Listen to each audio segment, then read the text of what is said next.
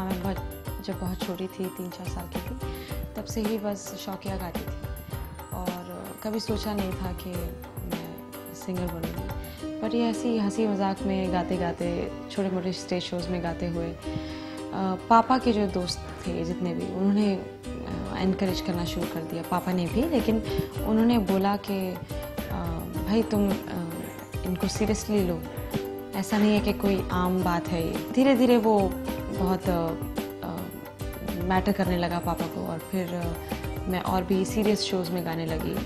मैं ज़्यादा star nights जो होती हैं उनमें पार्टिसिपेट करने लगी और काफ़ी गाया मैंने। तो ये शौक़ एकदम प्रोफेशन में बदल गया स्लोली और पता भी नहीं पड़ा। नहीं, ट्रेनिंग मैंने कभी नहीं ली। मैं लेना चाहती थी, लेकिन जब ऐसा सोचा कि चलो अब सीखना चाहिए, तब तक काफ़ी बिज़ी हो चुकी थी मस्त के बाद, तो ट्रेनिंग हो नहीं पाई। लेकिन मैं ऐसा नहीं कहूँगी मैंने सीखा नहीं, मैंने काफ़ी सीखा है सीडी से, कैसेट से। तो उस तरह का सीखना बहुत रहा है हमेशा। स्कूल की मुझे लाइफ याद है क्योंकि मैं सिर्फ स्कूलिंग ही की है।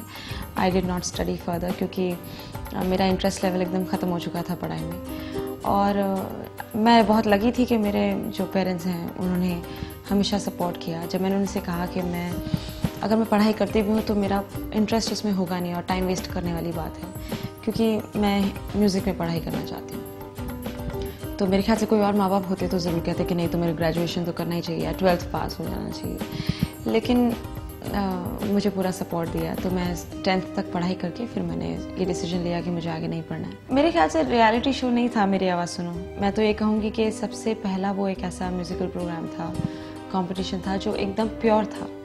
ना उसमें कोई वोटिंग सिस्टम था, ना ही एलिमिनेशन राउंड था।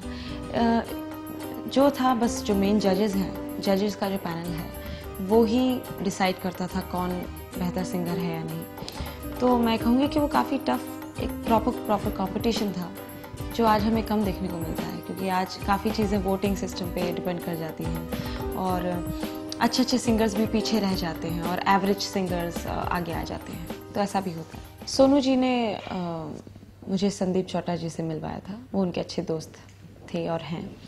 और संदीप जी को एक नए सिंगर की तलाश थी फिल्म मस्त के लिए, तो सोनू जी ने मेरा नाम सजेस्ट किया और मुझे कहा इमीडिएटली कि तुम जाकर उनसे मिलो। मैं उनसे मिली, पापा और मैं गए थे और ये फिल्म मस्त में सिर्फ एक ही गाना था मेरा, रुकी रुकी सी ज़िंदगी। लेकिन जब वो गाना पिक्चराइज हो गया और राम गोपाल वर्मा जी ने जब रियलाइज़ किया कि आवाज़ बहुत अच्छी मैच हो रही है, तो उस वजह से मुझे और 2 गाने उसी फिल्म में मिले और फिर ये एक बहुत बड़ा मेजर ब्रेक हो गया मेरे लिए। और फिर उसके बाद मैंने कभी पीछे मुड़ के नहीं देखा। हम लोग साथ में नहीं गाए थे, पहले मैंने गाया था, फिर उसके बाद सोनू जी गा के गए थे। तो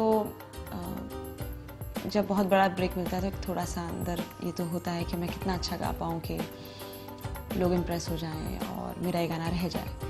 तो नर्वसनेस से ज़्यादा मैं कहूँगी कि मेरे दिमाग में बहुत चल रहा था कि मैं किस तरह से कितना अच्छा गा सकूँ, ये मेरे दिमाग में चल रहा था। Awards are not everything for me, कि सिर्फ अवार्ड के लिए गाना या ये सोचना कि मैं अच्छा गाऊँ ताकि मुझे अवार्ड मिले, ये शायद अप्रोच गलत है। तो वो मेरी अप्रोच नहीं है। मैं सिर्फ अपना काम करती हूँ और जो गाने लोगों को पसंद आते हैं कभी कभी वो सिर्फ लोगों तक ही रह जाते हैं और अवार्ड्स नहीं मिल पाते। और कुछ गाने ऐसे होते हैं जैसे बीड़ी जलाई ले, जो लोगों ने पसंद किया और जूरी को भी लगा कि मुझे अवार्ड मिलना चाहिए तो मुझे दे दिया। सो मिले ना मिले मुझे फ़र्क नहीं पड़ता, क्योंकि मेरे लिए सबसे बड़ा अवार्ड है कि हर साल मेरे कम से कम 10 से 11 गाने हिट होते हैं और इससे बड़ा अवार्ड मेरे ख्याल से हो नहीं सकता। डांसिंग एक ऐसी चीज़ है कि वो म्यूज़िक के साथ ही रिलेटेड है। तो मैं स्टेज पे हूँ तो मैं एक जगह खड़े होकर तो गा नहीं सकती हूँ, मुझे डांस करना ही है। और जब भी कोई गाना सोचो तो अंदर से डांस आता है। तो वो एक ऐसी चीज़ है जो मेरे साथ ज़िंदगी भर रहेगी। हाँ, मैं उसको इम्प्रूव करना चाहूँगी। I would love to dance, learn dance and dance professionally, why not. Stage एक ऐसी जगह है जहाँ पर मैं सब भूल जाती हूँ। मैं एकदम आउट ऑफ कंट्रोल हो जाती हूँ, पागलों की तरह मैं गाती हूँ, कूदती हूँ, डांस करती हूँ। मुझे ऐसा लगता है स्टेज जहाँ पर मुझे हज़ारों या लाखों की तादाद में लोग देख रहे हैं, वो मेरा घर हो जाता है। मुझे इतना कंफर्टेबल कहीं महसूस नहीं होता जितना स्टेज पे होता है। मेरी भी यही उम्मीद थी कि मैं एक बार माधुरी जी के लिए गाऊँ और मैंने उनके लिए गा लिया, तो मुझे कोई दुख नहीं है। अब मैं बिल्कुल तृप्त हूँ और आजा नचले में thanks to Aditya Chopra ji and Salim Sulaiman who thought of me for this song. नहीं तो एक तो माधुरी जी का कम बैक और ऊपर से उनका मेरी आवाज़ को चूज़ करना, ये मेरे लिए बहुत बड़ी ऑनर की बात थी। और सबसे अच्छी बात यह है कि जब गाना शूट हो रहा था तो मुझे सलीम ने बताया कि माधुरी जी उनको बता रही थी, सुनिधि को ज़रूर बोलना है कि उसने बहुत अच्छा गाया है and I am really enjoying my self. I think it's a big complement. आने वाली काफ़ी फिल्में हैं, जैसे हड़प्पा है, लव आजकल के प्रोमोज अभी शुरू हो गए हैं और इवन कम वक्त इश्क में हैं गाने। और आने वाली लगभग सभी फिल्मों में आप गाने सुनेंगे। एक्चुअली मुझे गाने फिल्मों के नाम ज़्यादा याद नहीं रहते, लेकिन सभी काफ़ी अच्छी बड़ी फिल्में हैं जिनमें मेरे गाने हैं।